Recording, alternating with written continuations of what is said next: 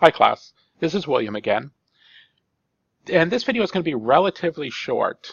During this video, I want to talk to you a little bit about some paradigms of communication. We're going to focus on two of them.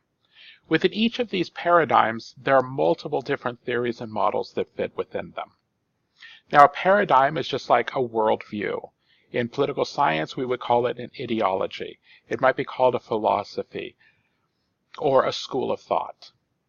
So there are two basic paradigms that I want to focus on: the linear paradigm and the interactive paradigm. The linear paradigm sees communication as a one-way street. It's a sender sending a message to a receiver. Very, very simple.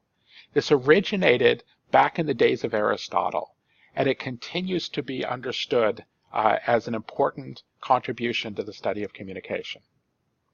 Over time, certain elements have been added to this paradigm. For example, channels of communication.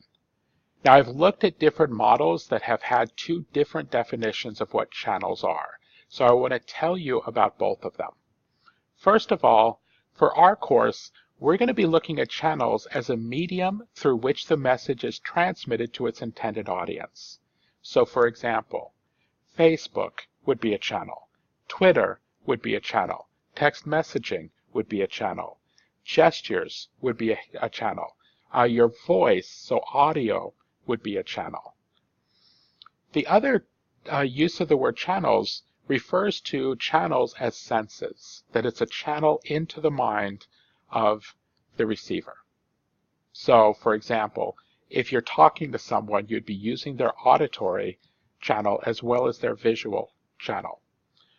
While that is used in some models, I want to focus on channels as being the medium through which the message is transmitted to its intended audience.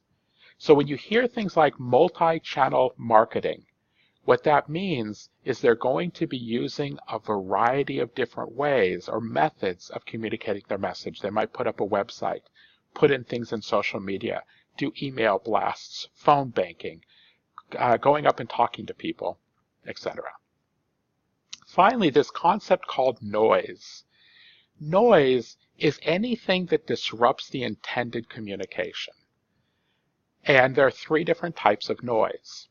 Physical noise is anything within the environment that prevents the receiver's senses from getting the message. So, for example, if you're trying to hear something and there's loud construction outside, making it harder to hear, that would be physical noise.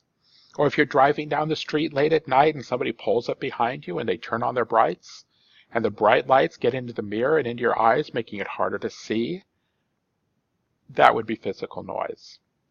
Or if you're a parent and you have a young child and you want your children to eat broccoli because of the wonderful nutritional benefits of broccoli, but the child doesn't like broccoli. So what parents sometimes will do is they will pour melted cheese over the broccoli. Cheese, a very popular flavor for kids, hides the flavor of the broccoli. Now, if you use this method, what you should do is each time you give them the dish, you put a little less cheese on it. In their brain, they associate eating the dish with pleasure, and as less and less cheese is put in, each time they eat it, the flavor of broccoli begins to slowly emerge, and in their brain, they associate the flavor of broccoli with a positive feeling. But if you're like most parents, you just continue to pour a lot of melted cheese on it. Number two, psychological noise. Now, psychological noise, the definition can be a little bit tricky, but its meaning will become very clear. So I'm going to go ahead and tell you what the definition is, and then I'll give you an example that will help illustrate it. So psychological noise is when the receiver competes with the sender, and this is the tricky part, for the receiver's own attention. Please do not put in your notes, receiver competes for attention. That's not correct. Psychological noise is when the receiver competes for their own attention. Now, an example of this. A great example of this is happening in your mind right now. As you watch this video and listen to me, you're probably thinking about other things too. Maybe what you did last weekend, your plans coming up next weekend, a situation going on with a friend, what you're going to have for dinner tonight. Whatever it is you're thinking about, it's probably a heck of a lot more interesting than what I'm talking about. That's psychological noise. See, your attention is the most valuable thing that you can give to anybody. It's very finite, and any attention that you give to somebody else is attention you don't get to use for yourself. It's attention you don't get to spend thinking about a great book you're reading, or a situation that you're dealing with, or what you're going to have for dinner tonight. So psychological noise is virtually inevitable, and it is one of the major detractors that makes it more difficult for us to effectively listen to each other. Finally, the third type of noise is semantic noise. Semantic noise is when a certain word or phrase distracts attention away from the message. We begin to focus on that word or phrase, and we lose the message altogether. Examples of this could be profanity. Now, semantic noise is contextual. In certain circumstances, profanity doesn't cause semantic noise at all. But in a lot of circumstances, it does. Or language that is seen as racist or sexist can be semantic noise. So it's any time a word or phrase distracts attention away from the message. Now, sometimes when people hear that, the thought goes through their mind, oh, this is just political correctness. We're not supposed to offend people. No, that is not the point. In your life, you're going to have opportunities to communicate the truth as you understand it and have your ideas offend people.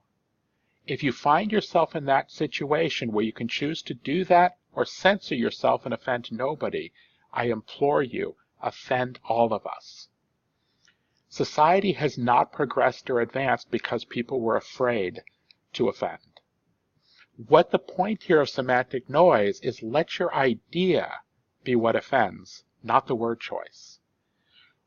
When you use words that create semantic noise, you take away from your message. The listener isn't listening to the message, they're focused on that word or that phrase. And so when you think about some of the great leaders, oftentimes, great leaders throughout history, the transformational change that they made was made because they challenged authority, because they challenged what was conventional wisdom at the time.